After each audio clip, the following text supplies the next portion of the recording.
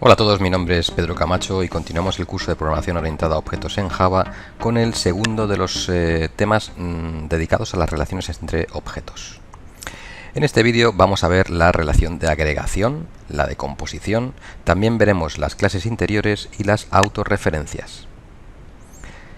La agregación es un tipo especial de asociación donde se añade el matiz semántico, no es nada más que esto, de que hay una clase todo y hay otras clases relacionadas, que son las partes. Por ejemplo, en estas estáis viendo que un polígono está formado por varios segmentos y que un segmento puede pertenecer a dos polígonos, porque están adyacentes ambos. También estamos hablando de que el departamento dispone de varios despachos y que un despacho pertenece exclusivamente a un único departamento. Como podéis ver en el gráfico, pues esta relación viene con un rombo blanco. En nuestro código se podría entender que un banco es una agregación de cuentas bancarias. Como vas a ver en el código, en Java no hay ninguna diferencia de implementación entre una asociación normal y una agregación. Si la relación tiene una cardinalidad superior a 1, será necesario utilizar un array de referencias, aunque también es posible utilizar una estructura de datos dinámica del paquete Java útil, como ya conocemos, ArrayList o LinkedList, para almacenar las referencias. Normalmente la conexión entre los objetos se realiza recibiendo la referencia de uno de ellos en el constructor o una operación ordinaria del otro. Por ejemplo, podría ser un setter o un add, como veremos. En el siguiente código verás que la clase banco tiene un conjunto de cuentas, ArrayList, y las operaciones necesarias para gestionarlas. En el paso 4 lo que tenemos ya es una agregación que viene reflejada a través de la clase banco. Podemos decir que un banco es un listado, un conjunto, o tiene un conjunto de cuentas. Fijaros, eso está reflejado aquí. Vemos ahí que para reflejar esa cardinalidad también, que es mayor que 1, no me vale un simple atributo, tengo que ponerle digamos, algo que me permita almacenar más de un objeto. Podría ser un array, podría ser un ArrayList, podría ser un LinkedList, en general cualquier tipo de listas o incluso otras estructuras de tipo colección que nos permitan almacenar más de uno. Eso es la cardinalidad. Fijaros ahora, nos vamos a ir al test, porque aquí lo que estamos viendo es esa agregación. Primero estamos creando un objeto de tipo fecha, esto también lo hacíamos en el paso 3. Estamos creando un objeto de tipo cliente, donde estamos poniendo también esa fecha. Esto también son relaciones entre objetos. Estamos creando un par de cuentas. Estamos diciendo que el cliente Pedro tiene estas dos cuentas y estamos relacionando aquí los objetos. Ya comentamos que las relaciones entre objetos se pueden implementar a través del constructor o también con cualquier otro método setter posterior, ¿vale? Esto también lo veremos más adelante. Estamos haciendo una serie de operaciones y finalmente estamos diciendo que el banco, aquí estamos, por ejemplo, como os decía, relacionando los objetos, pero no en el constructor, porque claro, ¿cuántas cuentas bancarias? No podríamos decirlo en el constructor, sino lo hacemos con operaciones posteriores, que es add cuenta. Cada vez que utilizamos este método, estamos añadiendo una cuenta, un objeto, a ese listado, a ese ArrayList que teníamos en el banco. En el paso 5 vas a ver la composición. La composición es un tipo de agregación en el que se añade el matiz de que la clase todo es la que controla la existencia de las clases parte. Es decir, normalmente la clase todo creará al principio las clases partes y al final se encargará de su destrucción. Esto, traducido en Java, es que el new de una de las clases se hace dentro del código de la otra. Supongamos que añadimos un registro de movimientos a la clase cuenta, de tal forma que cada vez que hagamos un ingreso o un reintegro, queremos que se cree un objeto determinado. Esta relación en UML se representa con un rombo negro. Y como podéis ver ahí, estamos relacionando la clase cuenta con la clase movimiento. Ahora lo veremos en el código. En el paso 6 tenemos otra asociación diferente, composición. En la composición, digamos, los news de un objeto los hace otro objeto, el objeto principal.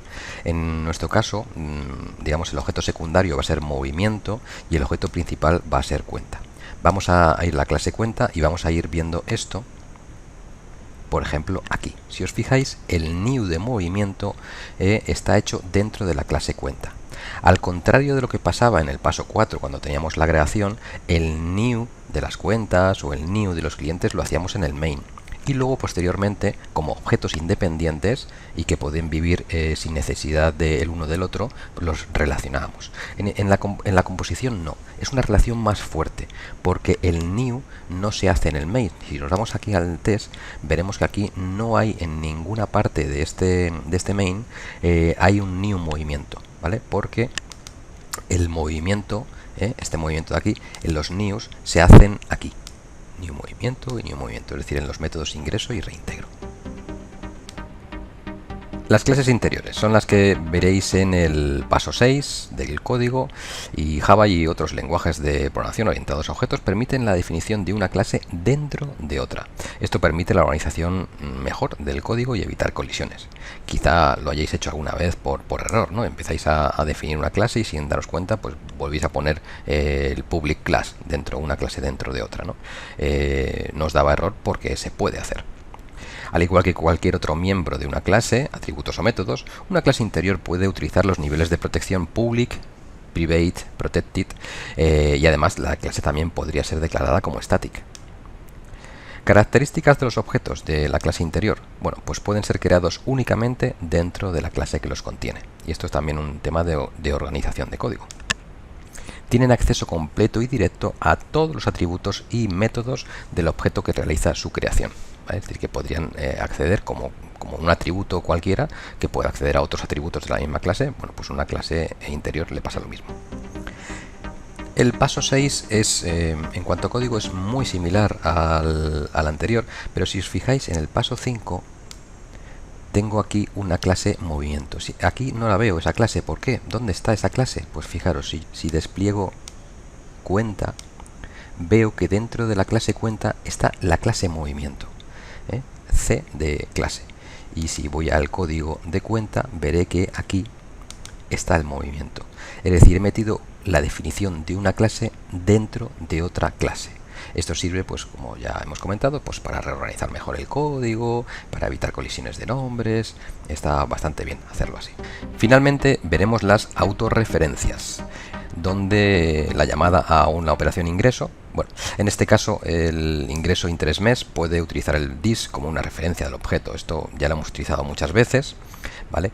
Y es una de las utilidades que ya conocemos del objeto this. Otra de las utilidades que conocemos es la de un constructor que llame a otro constructor. Pero en este ejemplo el uso realmente interesante de este this es lo tenemos en la operación transferir desde, que va a llamar a la operación transferir hasta previamente implementada, y le va a pasar como parámetro el propio objeto this. Esto lo vamos a ver en el código. En el paso 7 lo que vamos a ver es la utilización del operador this con algo que está muy interesante. Por ejemplo, vamos a verlo en transferir desde y transferir hasta. Aquí estoy pasándole el objeto completo, mi referencia, ¿vale? Esto se puede ver muy bien desde el depurador. Vamos a ponerle un punto de interrupción aquí, por ejemplo, la línea 71. Vamos a ejecutar este código, el test, desde el depurador.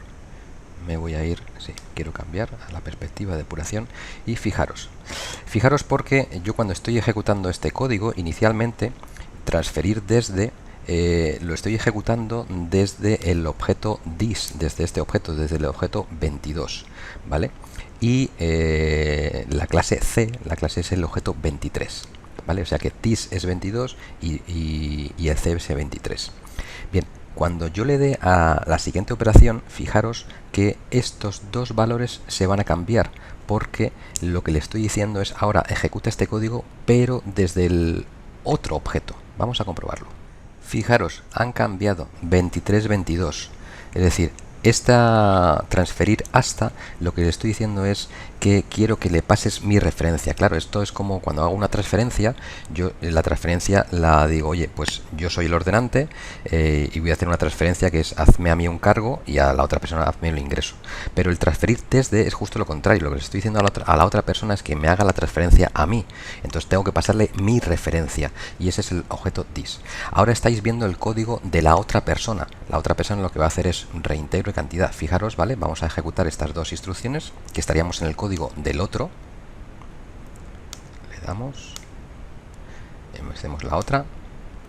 Y fijaros que cuando termine este código, este 23 y este 22 van a volver a cambiar. El dis va a ser 22 y la c va a ser 23. Vamos a comprobarlo. Ahí lo tenemos. En este segundo vídeo dedicado a las relaciones entre objetos hemos visto la agregación, la composición, como los dos ejemplos de asociación, hemos visto las clases interiores y las autorreferencias.